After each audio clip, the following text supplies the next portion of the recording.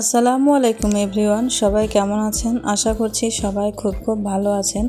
আজকে আপনাদের সাথে শেয়ার করব ভীষণ মজাদার এবং মুখরোচক ডালের পেঁয়াজুর রেসিপি। এই নাস্তাটি সন্ধ্যায় অথবা গরম গরম ভাতের সাথে খেতে অনেক বেশি মজা লাগে। আমার তো ভীষণ মজা লাগে। আপনাদের কার কেমন লাগে অবশ্যই কিন্তু আমাকে কমেন্টসে জানাবেন। চলুন দেখে নেওয়া যাক মূল রেসিপি। এখানে আমি যা যা উপকরণ নিয়েছি পেঁয়াজ কুচি, মরিচ কুচি এবং ধনিয়া পাতা। আর এখানে নিয়েছি আমি ডাল, এখানে হাফ কাপ পরিমাণ ডাল হবে। এখানে আমি মসুর ডাল, বুটের ডাল আর একটু কলাইয়ের চাল নিয়ে আমি বেটে নিয়েছি, দিয়ে দিলাম। এখানে পেঁয়াজ কুচি, মরিচ এবং ধনিয়া পাতা, স্বাদ মতো লবণ, তার সাথে দিয়ে দিচ্ছি হলুদ গুঁড়ো, তার সাথে আরও দিয়ে দেব লাল মরিচের গুঁড়ো, তার সাথে এখানে আরও দিয়ে দেব আস্ত জিরা, তারপরে দিয়ে দেব আদা এবং রসুন বাটা। এখানে জিরাটাও আমি একসাথে বেটে নিয়েছি। এবার আমি হাত দিয়ে খুব ভালো মতো এগুলোকে মেখে নেব।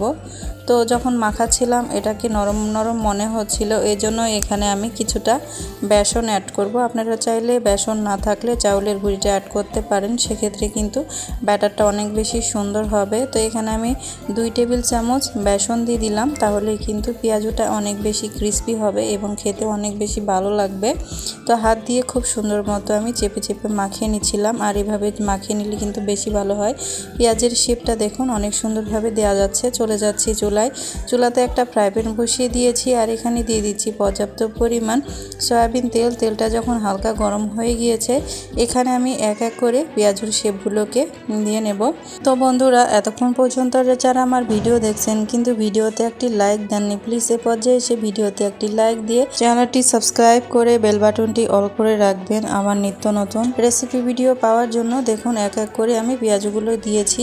এই এক ব্যাচে আমি ভাজবো, যেহেতু বাসায় আমার তেমন একটা মানুষ নেই, খাওয়ার মানুষ নেই।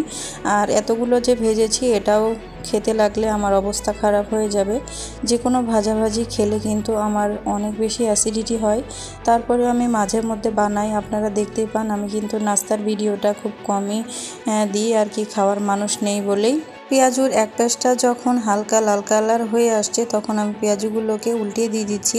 তবে এখানে আমি একটা জিনিস স্কিপ করে ফেলে দিয়েছি, সেটা হচ্ছে বেকিং পাউডার। বেকিং পাউডারটা দিলে কিন্তু পেঁয়াজিটা আরও অনেক বেশি ক্রিস্পি হতো এবং ফোলা ফোলা হতো, তাহলে কিন্তু অনেক বেশি খেতে ভালো লাগে। তো যাই হোক, বেকিং পাউডার না দিলেও পেঁয়াজুটা খেতে অনেক বেশি ক্রিস্পি হয়েছে, আর এরকমভাবে ক্রিস্পি পেঁয়াজু পেলে সবাই অনেক বেশি খুশি হয়ে যাবে। তো বন্ধুরা, দেখতেই পেলেন আমার পেঁয়াজুগুলোকে ভেজে নেওয়া হয়ে গিয়েছে। এবার আমি এখানে একটু পরিবেশন করে নিয়ে নিচ্ছি।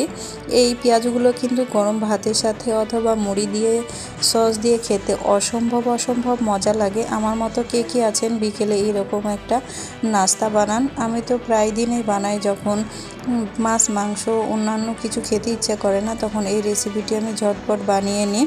তো এই তো মূলত ছিল আমার আজকের রেসিপিটি। কেমন লেগেছে অবশ্যই লাইক, কমেন্টস এবং ফলো দিয়ে জানিয়ে দেবেন।